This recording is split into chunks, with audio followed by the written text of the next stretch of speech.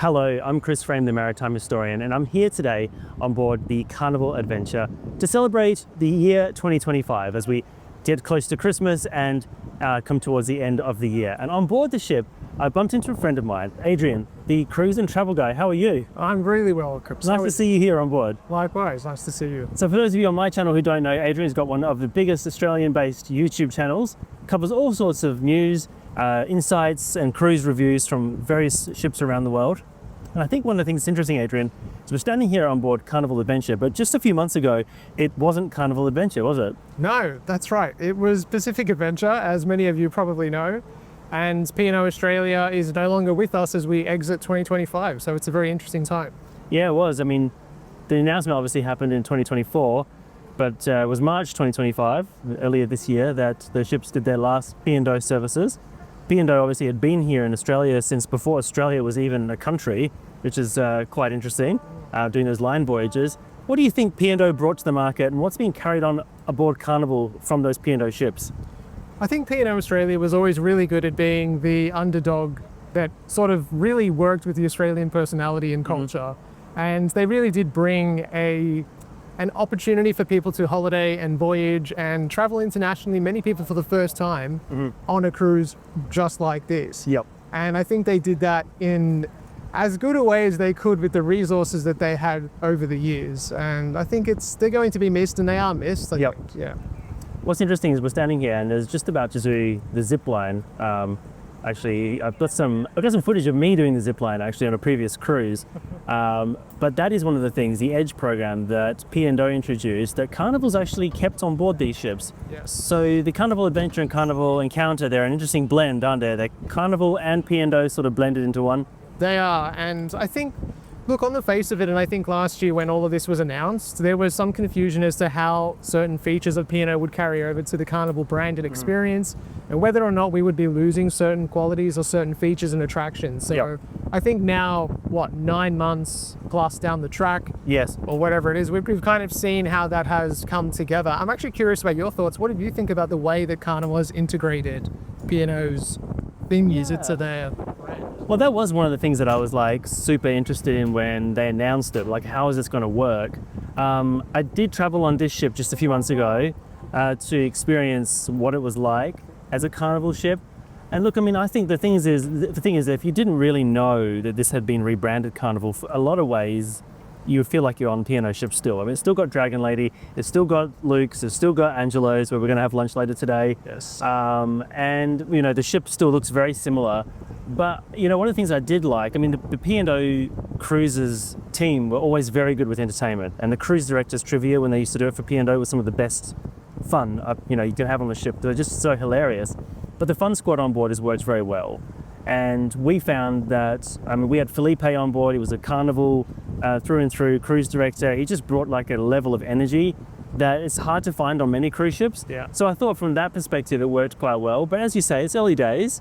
And, you know, both these ships are probably flagged for bigger refits in the future. So it'll be interesting to see how it pans out longer term. Yeah, absolutely. I'm very curious, as I'm sure many of the viewers are, to see what comes of these ships, whether they become further carnivalized. I mean, Australia is an interesting market for Carnival anyway. Our 4 ships that we now have in this market with Carnival are very unique and different ships. We have these two, Encounter and Adventure, which are by way of P&O, first of Princess. Yes, right. Luminosa, which is ex-Costa, and then we have Splendor, which is also has its own unique story. And It does. So It does. it's a very unique situation that Carnival has in Australia that is not seen around the world. No, I know, right? I mean, who would have guessed a few years ago that there would be a ship with princess origins sailing for Carnival Cruise Line? No, never in a million years No. would I have guessed that. No. And now, I mean, like from an Australian perspective, it's been a bit of a turbulent year as well, because not only did P&O shut down, but we've actually had a number of brands who have left the Australian market. Yes. My beloved Cunard is one of them, of course. The Queen Elizabeth used to be based here in our summer season, and she's no longer here. We're going to get the World Cruise visits, but there's a few others that have also pulled out of the market for various reasons. Yes, well, that's right. I mean, I think most famously we saw Virgin sort of come in with its one season wonder, and then most famous because they did have plans for a second season. So that is what really kind of made that one stand out. And I think for those of us in the cruise industry, or at least with a little bit of background knowledge about these things, even just a cursory glance would show you that the itinerary and planning for that initial season was probably not up to scratch for an Australian cruise market. Yeah. And not seeing them return wasn't exactly a surprise. And they put it down to something like repositioning the ships because of the Suez issue. I remember pointing out on the Expert Cruise Show that, you know, the route via Cape Town does exist. There is an ocean in the southern hemisphere. So I don't know. I didn't really buy that excuse. No, neither did I, and I don't think many did. No. Then of course we saw Disney come in with its 2 or 3 seasons. Yeah. You know, the interesting thing about Disney is that it came in with so much promise, but they sent the same ship here each time, and the prices are so expensive that, you know, when people travel, I guess the people who wanted to go on Disney did it once and I thought, well, we've done that.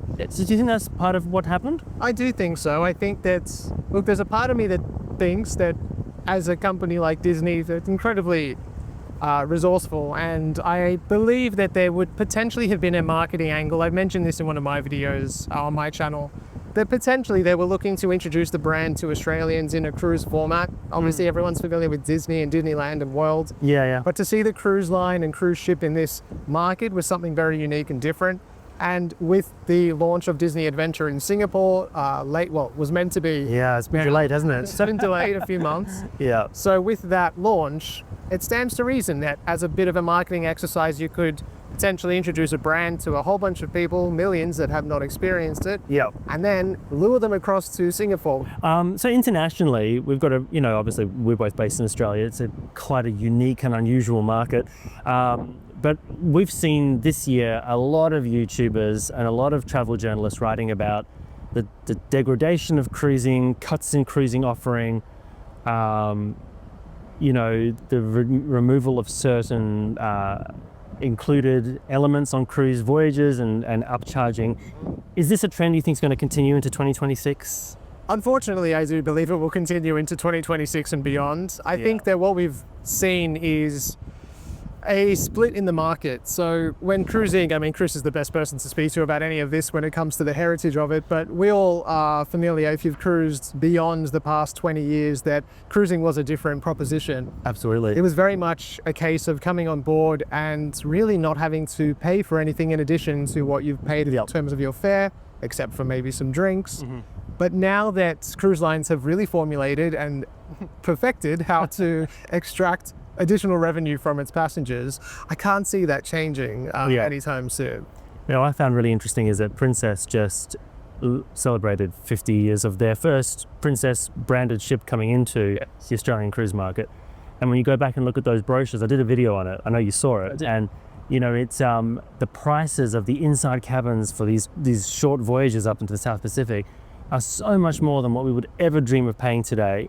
But everything was included. They didn't expect you to put your hand in your wallet at all after that. I mean, obviously short tours were separate, but in terms of, you know, you didn't have to pay for extra dining, you didn't have to pay for like access to shows. It was all part of that cruise experience.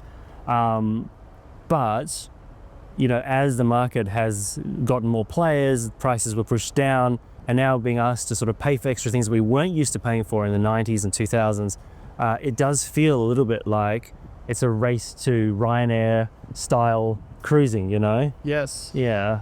It does. And in fact, I made a video about it recently discussing how cruise lines have sort of become the low-cost airlines of the sea. No, I like that comparison. I absolutely did. It's and it's not unique. I think most people are now used to that experience of having to fund extra things on board. And look, plenty of people will say that it's fine because then they don't want to do X, Y, and Z, so they don't have to pay for that.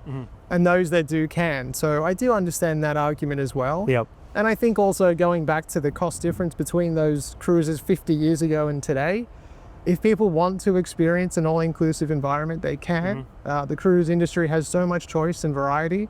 You can spend bucket loads of cash and book a cruise like on Regent or Seabourn or others, Silversea, that do have those sort of core characteristics of the more traditional cruise industry. So yeah, and you've just done a Regent cruise, haven't you? I did, yes. There's a video on that on your channel. It is. So you can feel free to check that out. It's it was a brilliant experience, but you know, it's very different to the mass market cruise experience that I think has sort of developed over the past couple of decades into what it is today.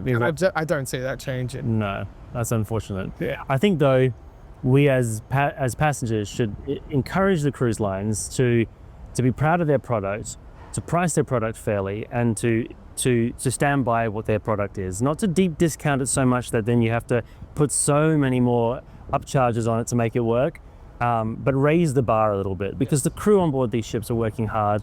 They're doing their absolute utmost, cutting things like the crew numbers or reducing turn down services or asking people to pay a second price for a second main course in the main dining room when you never had to before. These are the sorts of things that make me feel a little bit worried about the industry, and hopefully in 2026 we see that calm down a little bit. But as you say, I don't think we will. Probably not. Probably not. What is your best hopes for next year in terms of cruising? Look, for locally and for Australia, obviously it's cemented now. We know what's coming next year, but I think going forward I would love to see additional variety and certainly different ships coming to our region, because we are lumped with the old ships always. That's our sort of calling card in Australia. Yep. And that is partially true, but I would definitely like to see some variety come to our shores. Yeah. Do you know that there's this wonderful article from the Sydney Morning Herald from the 19th century, and they're discussing the new Orient Line ships that are being built, and they make a comment that Orient Line is sending a new ship here, which is so unusual because even P&O didn't see fit to bring its best boats to the Antipodes. And I just thought that's just like perfect, because it's exactly the same now. Yes, later.